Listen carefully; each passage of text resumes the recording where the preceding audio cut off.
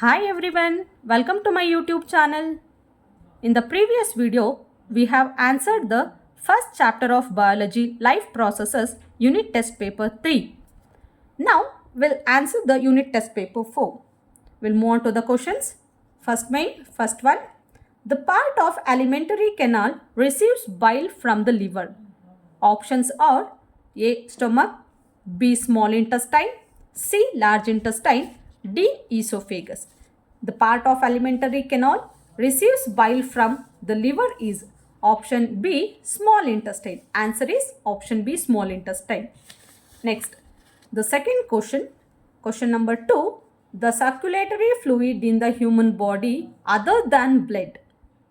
So it is a circulatory fluid. So in the human body, apart from blood, we'll see the option A, platelets, B, RBC, C, lymph, D, plasma. So answer is C, lymph.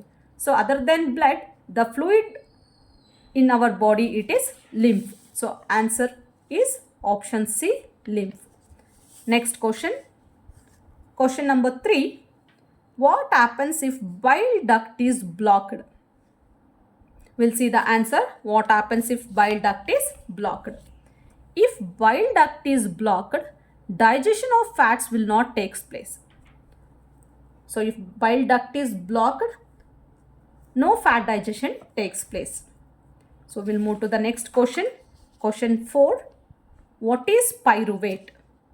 What is pyruvate? Answer is, it is a 3-carbon containing compound formed due to the breakdown of 6-carbon compound called glucose. So we know that glucose, it is a 6C compound, breaks into 3C compound. So that 3C compound means the 3-carbon containing compound is nothing but pyruvate. So pyruvate is a 3-carbon containing compound formed due to the breakdown of 6-carbon compound called glucose. Next, question number 5. Give reason. It is necessary to separate oxygenated blood and deoxygenated blood in mammals and birds. You have to reason why. You have to give the reason. So why it is necessary to separate the oxygenated and deoxygenated blood in mammals and birds? So we'll see the answer. Because to keep the body temperature constant. So by separation of oxygen and deoxygenated blood, body temperature will be maintained constant. So this is one. And the another point, to provide efficient supply of oxygen. If oxygenated and deoxygenated blood are flowing separately or it is separated, efficient oxygen supply to the cells will happen. So this is the another thing. So the next question number 6. What causes muscle cramps? What causes muscle cramps? So we'll see what causes muscle cramps. When we do more exercises, our muscle cells will face lack of oxygen. Due to this, the glucose in the cell will be converted into pyruvate. In lack of oxygen, it gets converted into lactic acid. So when the lactic acid is produced, it causes pain in the muscles, and this pain is nothing but muscle cramps. Understood? So when we do more exercises, our muscle cells will face the deficit of oxygen. So by this time the glucose get converted into pyruvate, and lack of oxygen, we know that pyruvate into lactic acid, this lactic acid produced causes muscle cramps. So that is called muscle cramp. Next, question number 7. Write the differences between xylem and phloem. So we'll see what is the difference between xylem and phloem. Xylem, phloem. Xylem is a water conducting tissue. So xylem is a water conducting tissue. Phloem is a food conducting tissue. Xylem, water moves only in upward direction. So in the xylem, water moves only in upward direction. In phloem, the food flows or the food moves both in up and downward direction, or you can say food flows in both the directions. So the differences between xylem and phloem: Xylem is a water conducting tissue. Phloem is a food conducting tissue. Xylem, the water moves only in upward direction. Phloem, the food moves or flows both the directions. So we'll move to the next question now. Question number 8. How nutrition takes place in amoeba? So we'll answer this question. How nutrition takes place in amoeba.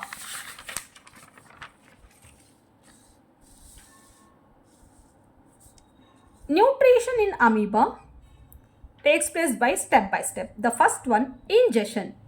Ingestion means the amoeba, see this is an amoeba, okay. Amoeba with the help of pseudopodia, this we call it as pseudopodia. This is pseudopodia. With the help of pseudopodia, the food get inside. So here is a food particle. You see, this is a food particle and this is called pseudopodia, the false feet. So the first step of nutrition in amoeba, it is ingestion. Amoeba with the help of pseudopodia takes the food in. It takes the food inside into the cell. That is called ingestion. Ingestion means intake of food, we can say. So intake of food is called ingestion. So next, as the food enters the cell of amoeba, next start digestion. Digestion means as food enters the cytoplasm, the food vacuole is created around the food. So once the food enters into the cytoplasm, it creates a food vacuole around it, and with the help of enzymes, food is converted into simple one. So this is digestion. So now that complex food particle getting into simple one, it is digestion. The third step, it is absorption. The food from the food vacuole move into the cytoplasm and hence the food vacuole disappears and nutrients are absorbed. So this is called absorption. So once the food, complex food get it into simpler form, that food, simple food will be releasing its nutrients into the cell. So that is nothing but absorption. So the food vacuole disappears and the nutrients will be absorbed by the cell. Next, the fourth step, assimilation. So assimilation means absorbed food, the food what it is absorbed, the nutrients which are absorbed. So from the absorbed food, the energy will be utilized. So what food it is absorbed will releases the energy, that is nothing but assimilation. From food absorbed energy is utilized is called assimilation. Next, adgestion.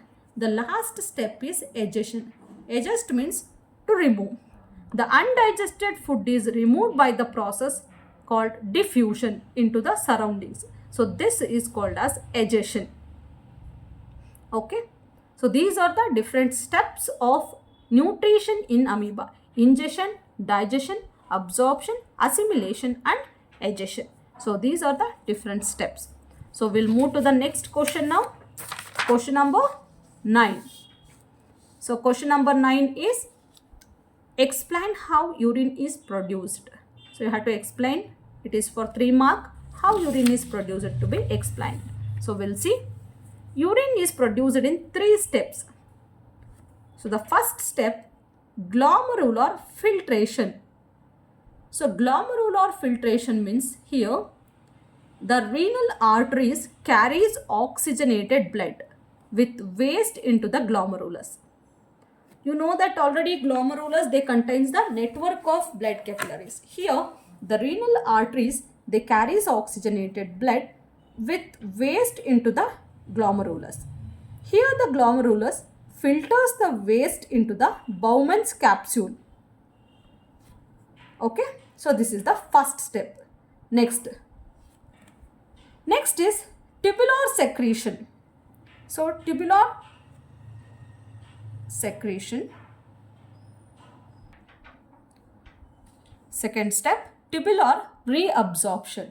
So tubular reabsorption means from the Bowman's capsule, the waste which is flowed into the proximal convoluted tubule, here which is surrounded by blood capillaries.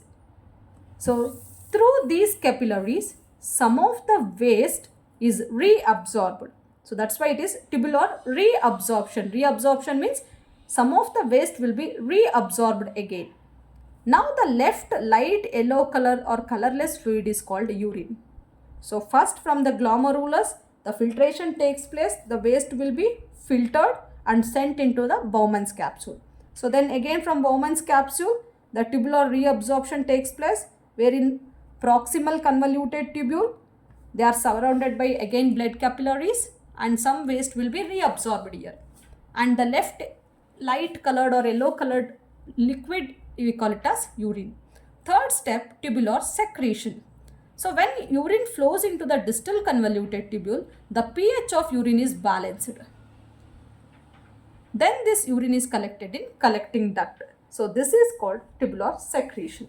So these are the 3 steps of urine formation.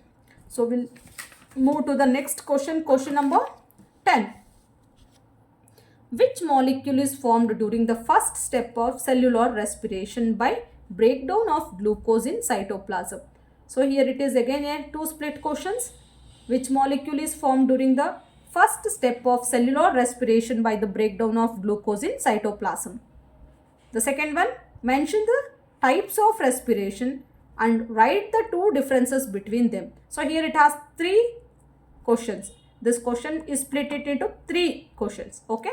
So we'll answer one by one. Which molecule is produced during the first step of cellular respiration by the breakdown of glucose in cytoplasm? So pyruvate is formed during the first step of cellular respiration by the breakdown of glucose in cytoplasm. So this is the answer for first sub question. So pyruvate will be formed by breakdown of glucose in cytoplasm. This is the first step of cellular respiration. Next, mention the types of respiration they have asked.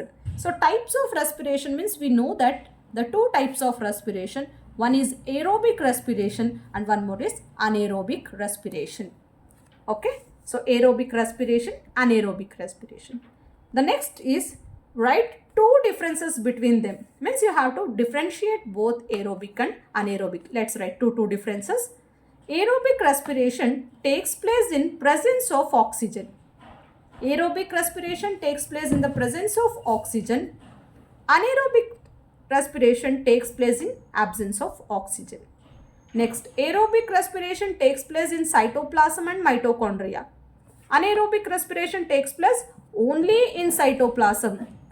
Okay, so these are the 2 differences between aerobic respiration and anaerobic respiration. So next, question number 11, draw a neat labeled diagram of human kidney. So I have to draw the diagram of human kidney. So by this we have successfully answered the unit test paper 4. In the next video we'll answer unit test paper 5. So till then, those who have not subscribed my channel, please subscribe. Those who have already subscribed, please watch the videos, like the videos and share my videos. Don't forget to press the bell icon to get the further notification. So thank you.